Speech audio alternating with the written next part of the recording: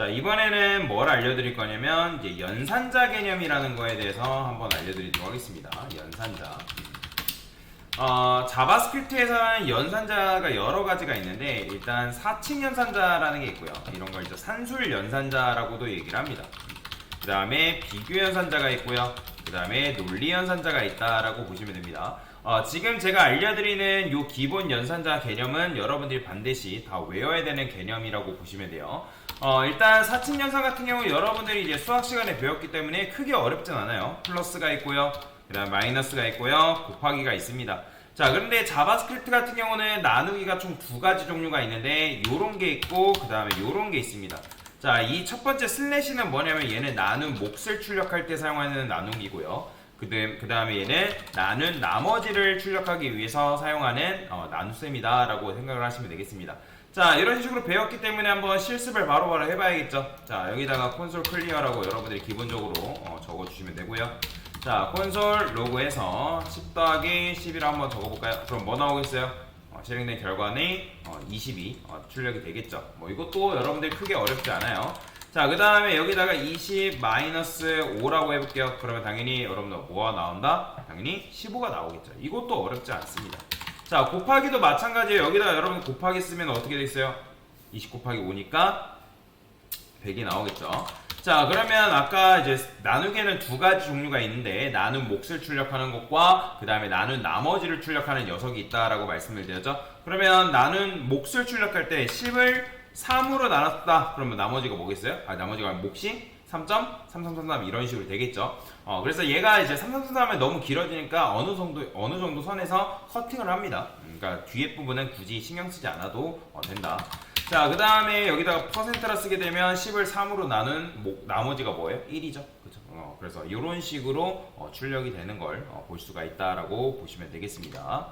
자, 그 다음에 뭐 해볼 거냐면 비교 연산자라는 개념에 대해서 설명을 드릴 건데, 자, 우리가 이제 보통 비교를 한다. 그럼 비교를 했을 때 그게 맞다 아니다를 우리가 영어로 뭐라 할까요? 어떤 비교를 했을 때 맞다 아니다를 보통 이제 참과 거짓을 하죠. 그죠? 그래서 참과 거짓을 영어로 하면 true, false죠. 그죠? true, false잖아요. 그래서 비교 연산자의 결과 값이 있는데 이 결과 값은 true, false라고 보시면 됩니다. 뭔 말인지 이해되죠? 자, 그 다음에 종류에는 뭐가 있냐면 이런 식으로 있어요. 얘를 뭐라고 하냐면 이상이라 합니다. 이상. 자, 보통 저는 이걸 쓸 때 뭐 이상 또는 크거나 같다라고 얘기하거든요. 그 다음에 여기 꺽쇠 보이죠? 꺽쇠가 무조건 앞이에요. 앞에. 그 다음에 이런 식으로 꺽쇠 쓰면 안 됩니다. 이런 건 존재하지 않아요. 이런 게 아니라 이건 존재하는데 이런 거 존재하지 않습니다. 꺽쇠가 무조건 앞이어야 돼요. 그래서 이걸 이상이라 하고요. 그 다음에 얘를 초과라고 한다. 그 다음에 얘를 이하라고 하고요. 이하. 그 다음에 미만. 그 다음에 자, 우리가 이제 수학 시간에 같다를 뭐라고 배웠죠? 는 하나 싹 쓰는 걸로 배웠죠. 그렇죠? 근데 자바스크립트에서는 같다는 는 두 개입니다. 요게 같다예요. 그 다음에 같지 않다는 어떻게 쓰냐? 느낌표 는 이런 식으로 씁니다. 같지 않다다라고 여러분들이 생각을 하시면 되겠습니다. 그래서 비교 연산자의 결과값은 true, false인데 이상, 초과, 이하, 미만, 같다, 같지 않다 이런 식으로 여러분들이 작성하는 게 가능하다라고 보시면 됩니다. 자, 여기다가도 한번 테스트를 해봐야겠죠. 콘솔 로그에서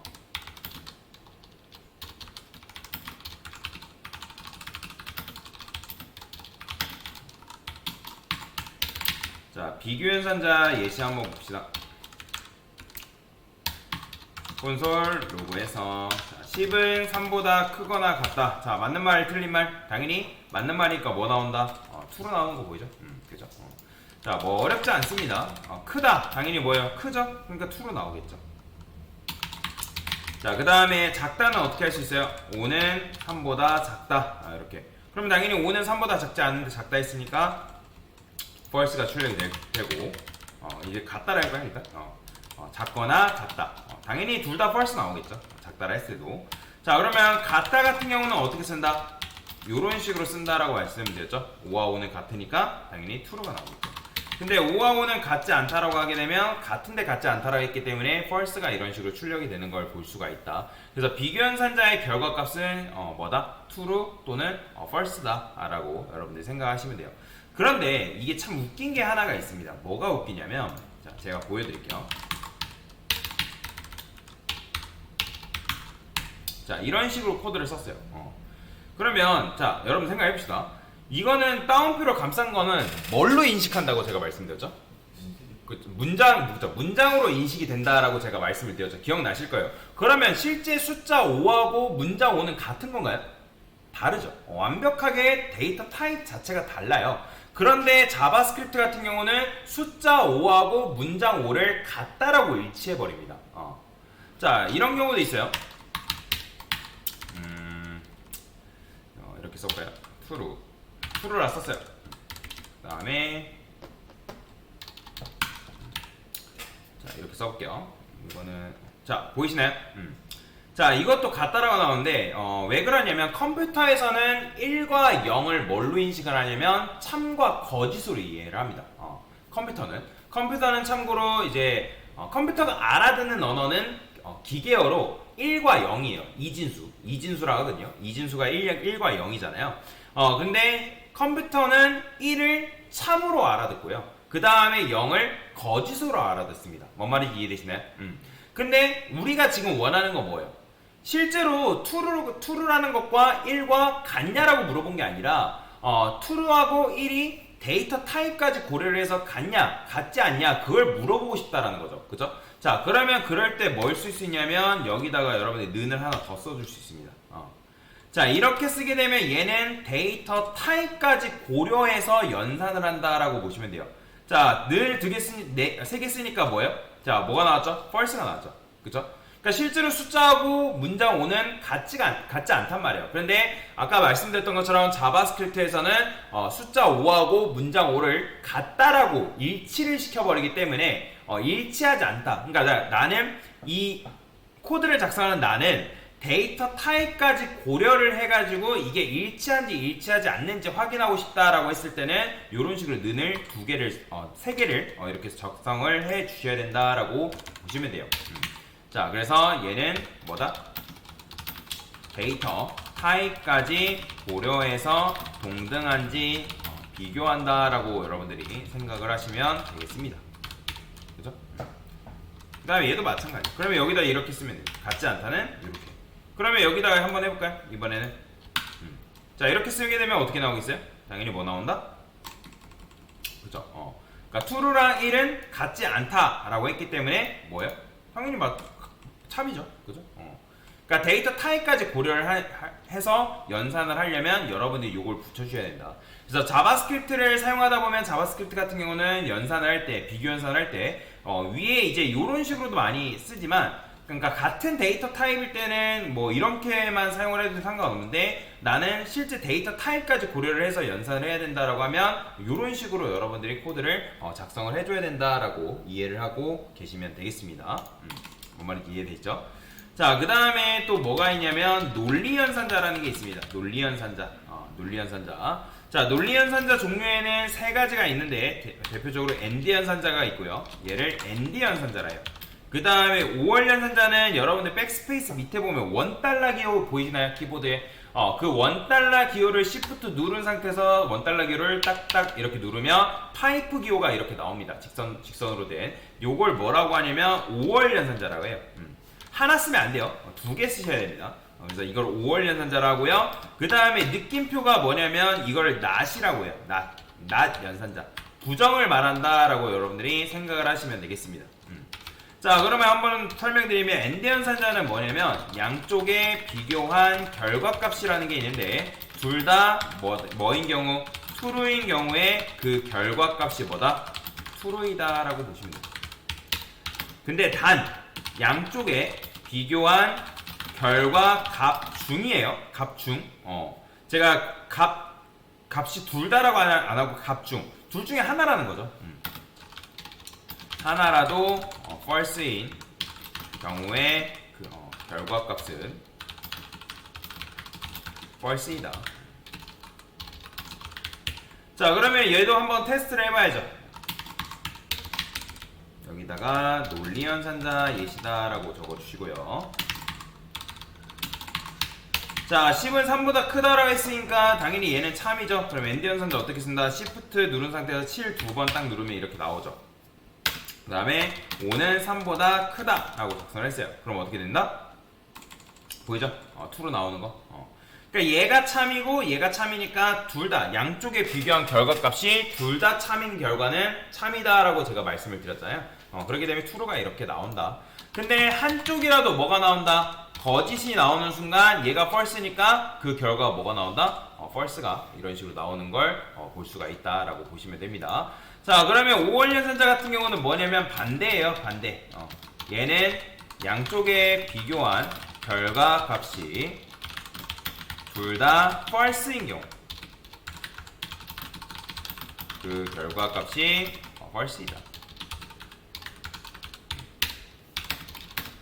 얘도 마찬가지로 양쪽에 비교한 결과 값 중 하나라도 뭐다? true인 경우에는 반대입니다.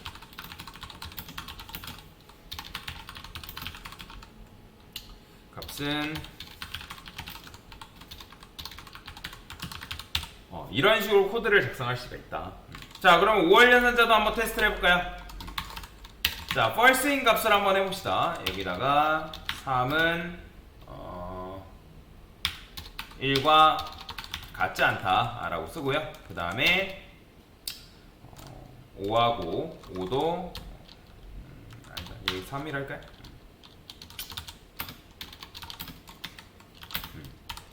자, 그러면 얘는 이제 참이죠. 여기다 3과 3은 같지 않다 이렇게 써볼게요. 그러면 어떻게 돼요? 얘는 엔드연산자죠. 5월은 이렇게 씁니다. 그러면 얘가 false고 얘도 마찬가지로 false니까 그 결과가 뭐가 나온다? false가 나오죠. 그러니까 false, 이제 5월 연산자 같은 경우는 양쪽에 비교한 결과값이 둘 다 false인 경우에는 false가 나오기 때문에 이런 식의 결과가 나온다. 자, 근데 반대라 했죠. 만약에 한쪽이 참이 나와버렸어요. 그럼 그 결과가 뭐다? true다 라고 보시면 되겠습니다. 자, 이게 바로 논리연산자의 개념이고, 마지막으로 하나 더 설명드리면 난연산자가 있다 했죠. 자, not은 말 그대로 뭐냐면 부정을 의미한다 라고 보시면 돼요. 부정을 의미. 자, 그러면 부정을 의미하는데 도대체 어떻게 쓰냐. 제가 여기다가 이렇게 써볼게요. 자, true. 자, 이걸 어떻게 해석하면 되냐면 true가 아니다 라고 해석하시면 돼요. 자, 그러면 당연히 true가 아니면 뭐겠어요? false겠죠. 그죠? 그러니까 false 나오는 거죠. 자, 그 다음에 여기다가 이렇게도 써봅시다. false. 자, false가 아니래요. 그럼 뭐가 나오겠어요? 당연히 true가 이런 식으로 나올 수밖에 없다. 그러니까 이제부터 여러분 느낌표 보고 느낌표가 도대체 뭐지? 라고 하면 된다 안 된다? 안 됩니다. 느낌표는 이제 프로그래밍 언어에서 부정을 의미하는 연산자 중에 하나다 라고 생각을 하시면 되겠습니다.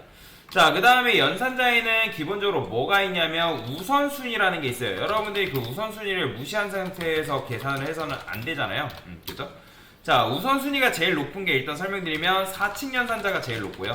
그 다음에 비교 연산자가 높고, 그 다음에 논리 연산자 순이다 라고 여러분들이 생각을 하시면 되겠습니다. 자, 만약에 여러분들이 수학을 한다 했을 때 사칙 연산, 만약에 플러스 마이너스 뭐 어떤 소괄호로 감싸져 있는 것도 없어요. 그러면 어디서부터 계산한다? 물론 이제 앞에서부터 그냥 차근차근 계산을 하면 되겠죠. 근데 이제 갑자기 곱하기가 툭 튀어나왔어요. 그러면 뭐부터 계산해요? 당연히 곱하기부터 계산하겠죠. 그죠? 그러니까 그런 것처럼 연산자에는 우열이라는 게 그러니까 우선순위라는 게 있기 때문에 만약에 사칙 연산자하고 비교 연산자가 같이 있다라고 하면 사칙 연산자부터 계산하는 게 맞고, 그 다음에 비교 연산. 만약에 사칙 연산, 비교 연산, 논리 연산 세 가지가 다 복합적으로 섞여 있다. 그럼 사칙 연산 먼저 계산한 다음에 비교 연산, 그 다음에 논리 연산 순으로 계산을 하시면 되겠다라고 보시면 되겠습니다. 자, 이게 바로 뭐냐면 연산자의 연산자 개념이다라고 보시면 되고, 자바스크립트에서 제일 많이 사용되는 연산자다라고 생각을 하시면 되겠습니다.